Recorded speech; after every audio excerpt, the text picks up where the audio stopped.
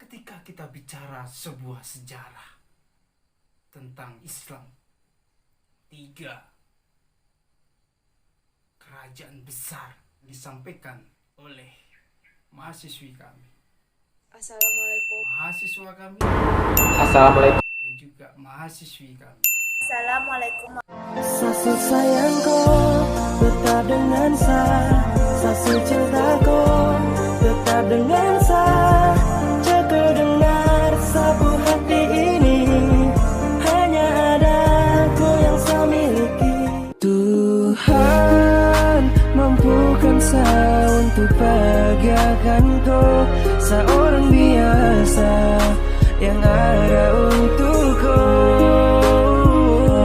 Sayang, dengar saya bilang, sapu cinta dan sayang kekau takkan hilang. Assalamualaikum warahmatullahi wabarakatuh.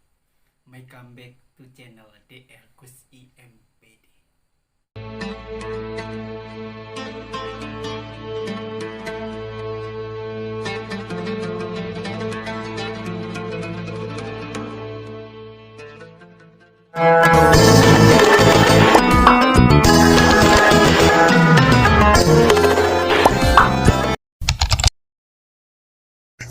Mohon dukungannya, jangan lupa subscribe, Like, and comment. share. Jangan lupa share juga ya. Pesan tombol loncengnya.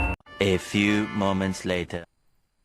Mahasiswa-mahasiswi yang dirahmati oleh Allah Subhanahu wa Ta'ala, di perkuliahan yang ketiga ini kita akan membahas tentang 3 kerajaan besar yang pernah ada di dunia ini, yakni kerajaan Islam.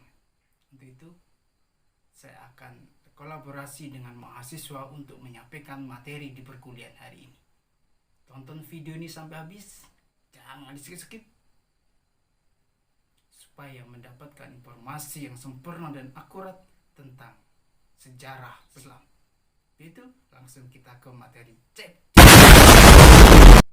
وإظهار شعائر على طريقة جمعية نهضة العلماء وإظهار شعائر على طريقة جمعية نهضة العلماء وعلى آله وصحبه وسلم.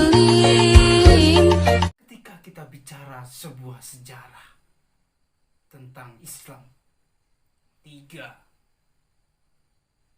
kerajaan besar pernah ada di permukaan bumi ini, yakni kerajaan Islam. Yang pertama kita akan bahas tentang kerajaan Turki Utsmani. Yang kedua kita akan bahas tentang kerajaan Safawi di Iran. Dan yang ketiga kita akan bicara tentang kerajaan Mongol di India.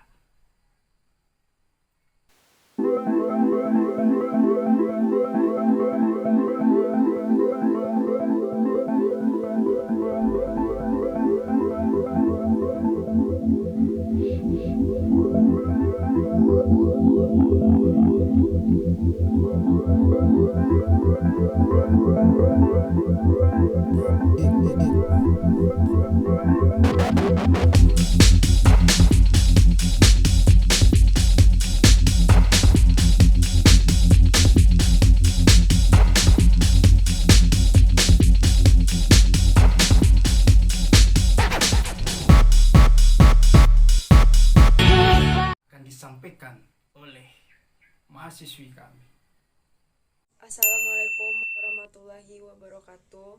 Nama saya Laili Rizky Amalia dari kelas 2A D3 Perpajakan.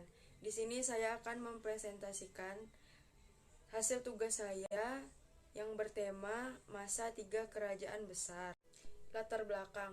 Yang pertama, kejatuhan Khalifah Abbasiyah yang berpusat di Baghdad oleh serangan kerajaan Mongol pada 1258 Masehi.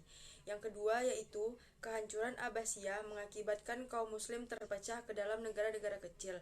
Yang ketiga, pada awal 13 Masehi, keadaan peta politik dunia Islam relatif mengalami kemajuan kembali setelah munculnya 3 kekuatan besar. Dan yang terakhir yaitu walaupun pada masa yang sama, ketiganya berada pada kondisi sosioekonomi yang berbeda dan pengaruh warisan pengembangan intelektual yang berbeda bagi dunia Islam. Menu kajian yang pertama Kerajaan Utsmani, yang kedua Kerajaan Syafawi, dan yang ketiga Kerajaan Mughal. Yang pertama yaitu Kerajaan Utsmani. Asal-usul Kerajaan Utsmani yaitu kota Shukut sebagai ibu kotanya. Yang kedua, salah satu bangsa pengembara di Turki mendiami daerah Mongol dan daerah utara Cina. Yang ketiga, yang pada masa itu sedang berperang melawan Romawi Timur. Dan yang terakhir yaitu pada tahun 1300, dinasti Seljuk diserang bangsa Mongol dan Sultan Alauddin II terbunuh. Selanjutnya, perluasan wilayah. Yang pertama, Utsman I menyerang perbatasan Bizantium dan menaklukkan kota Broesa tahun 1317. Dan yang kedua, Orkan menaklukkan Asia Kecil atau Azmi, San Ankara, dan Gallipoli. Yang ketiga, Murad I menaklukkan Adrianopel, Macedonia, Sofia, Solaia, dan seluruh wilayah utara Yunani. Yang keempat, Murad II menaklukkan Venesia, Salonika, dan Hongaria. Dan yang terakhir, Muhammad II atau Al-Fatih menaklukkan kota penting Konstantinopel tahun 1453, ibu kota Romawi Timur yang namanya diubah menjadi Istanbul. Faktor penyebab kesuksesan dinasti Utsmani. Yang pertama, kemampuan dalam strategi perang. Bercita-cita memperoleh ghanimah, ingin maju dan tidak pernah diam, serta sederhana. Semangat jihad dan ingin mengembangkan Islam. Letak Istanbul yang strategis sebagai ibu kota kerajaan. Kondisi kerajaan-kerajaan di sekitarnya kacau. Hasil peradaban. Bidang militer dan pemerintahan. Bidang ilmu pengetahuan dan budaya. Bidang keagamaan. Yang pertama yaitu bidang militer dan pemerintahan. Terbentuk pasukan Inkisyariyah dan kelompok militer Taujiyah. Terbentuk penguasa tertinggi, Perdana Menteri, dan Bupati. Yang kedua, bidang ilmu pengetahuan dan budaya. Terdapat pengembangan seni arsitektur Islam.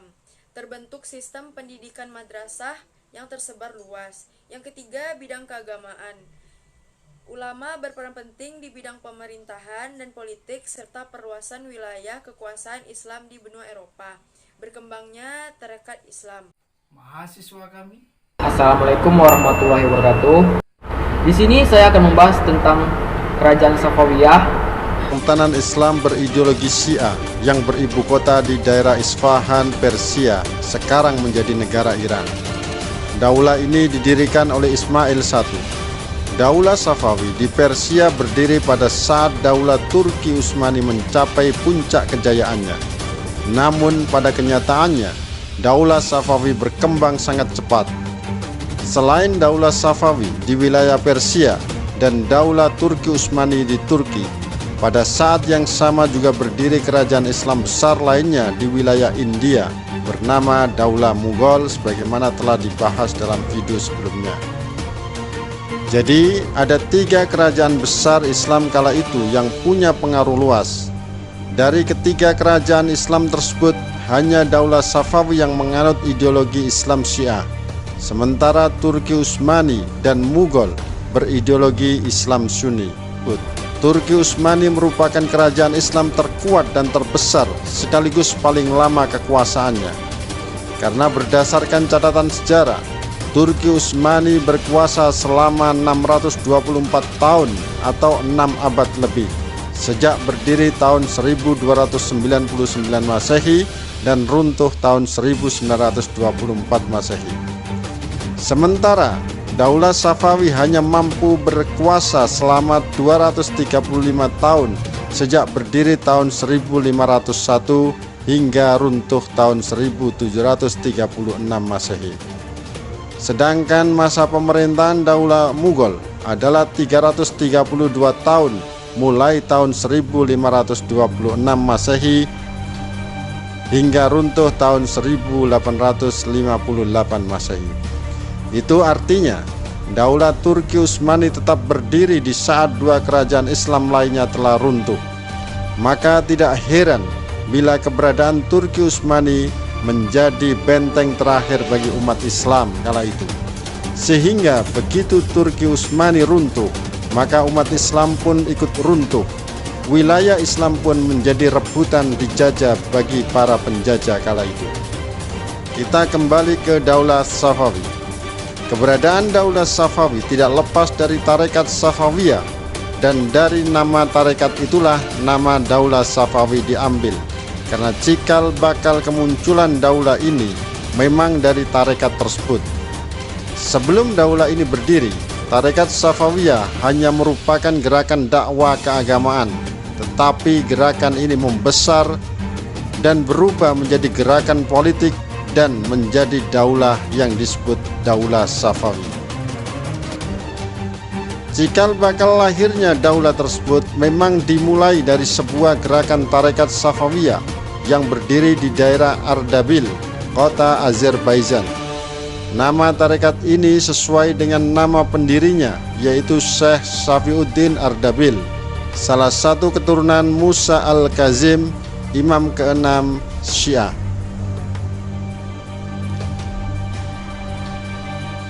Awal mulanya, tarekat ini bertujuan meluruskan orang-orang yang ingkar dan pada akhirnya memerangi orang-orang yang keluar dari rambu-rambu syariah.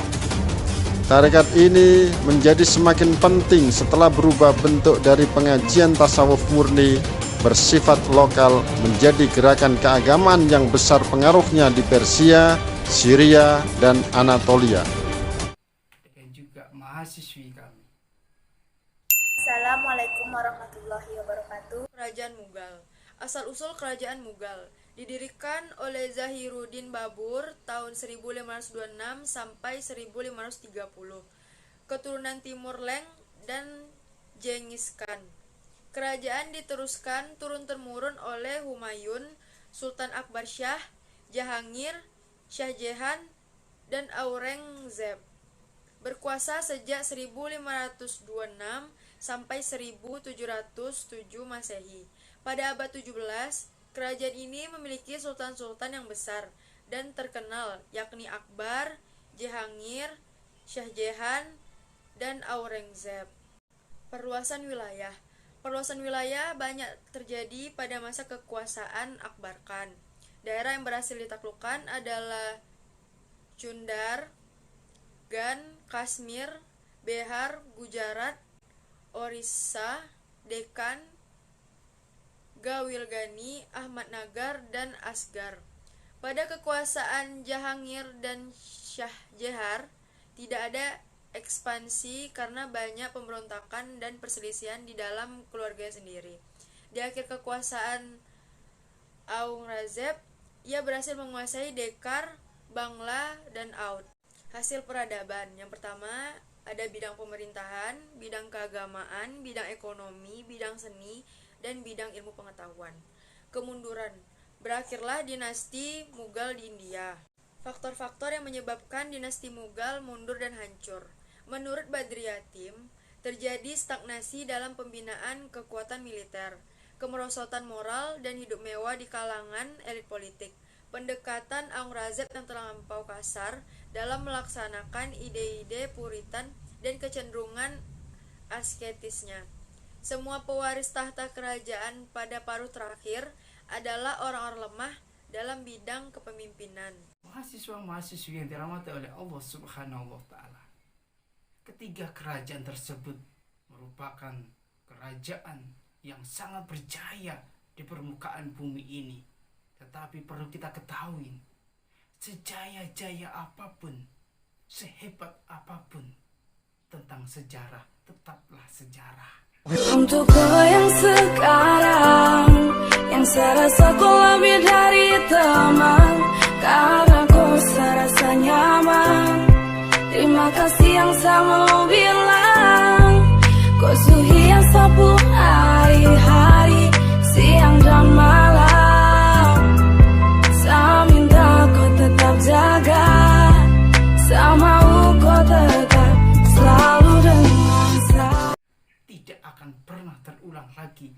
karena sejarah itu hanya satu kali, tidak akan pernah terulang dan terukir kembali. Hanyalah Allah yang abadi, hanyalah ketentuan dari Allah Subhanahu wa Ta'ala. Semuanya yang diciptakan oleh Allah akan sirna dan akan punah pada waktunya dan pada saatnya. Untuk itu, dari kejayaan-kejayaan ketiga kerajaan tersebut, maka semuanya tidak ada yang abadi. Demikian perkuliahan hari ini, semoga berkah dan membawa manfaat. Apabila ada yang kurang, mohon dimaafkan, dan apabila ada yang lebih, itulah bonus dari Allah Subhanahu wa Ta'ala yang telah diberikan kepada kita semuanya. Billahi taufiq wal hidayah wa ridha wal inayah. Wassalamualaikum warahmatullahi wabarakatuh.